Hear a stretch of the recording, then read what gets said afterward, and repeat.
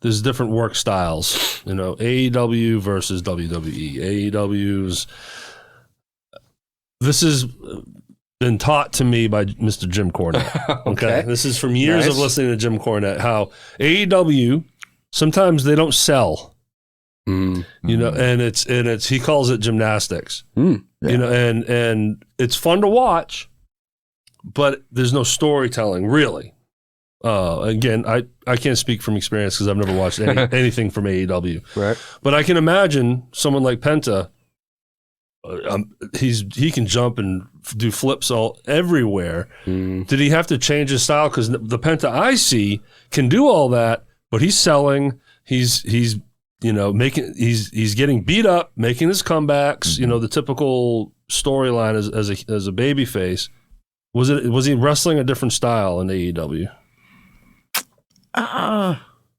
Yeah, I would agree with that. I would agree with that. It was still doing all the the crazy stuff that they cool. He's got a great fucking finisher, man. And but yeah, I don't think there was a lot of selling going on at that point. But you know what I mean, though, probably. Right? Yeah. Well, I think it shows you the difference in philosophy of the two different companies. I think AEW is deliberately trying to do something different, but I also do think with Penta, like there's certain things that you're not going to throw away.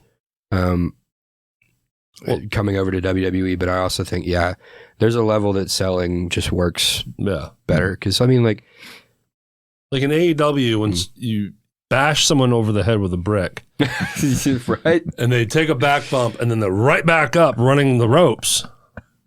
Like you know what I'm saying? Like that's kind of what happens over there. Yeah. Where Penta still gets all his stuff in, but if someone heals his leg, he's selling that leg the whole match. Yeah. Which he's limping. Which is important. It's a tiny little thing. Yeah.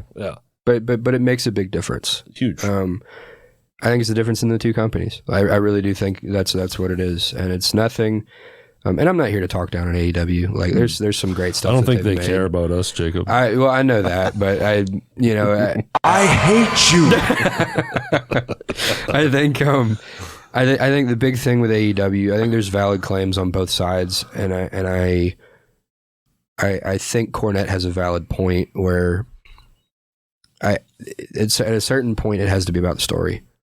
I get this idea of, like, for example, we talked about hulking up, right? Early, like way earlier. What's it gonna do? And he, no roids were involved at all. No, but he only did it 3 times. Yeah, that's right. But I think when it comes to like hulking up and stuff like that, that's fine. But you can't just no-sell everything. Right. Like the reason why a no-sell gets the reaction that it does is because it doesn't happen very often. Yeah, like the Undertaker. Right. Yeah. But it was for good reason. Yeah. It was for good reason it's because he's a dead man. Like if he's a dead man, he's not going to feel that stuff at some point. You know, there's a certain supernatural element to it. It's like when the Undertaker sits up, it's like, oh God, I screwed up. And then all of a sudden he comes here with all these strikes and all that stuff. Like that's the... But when someone...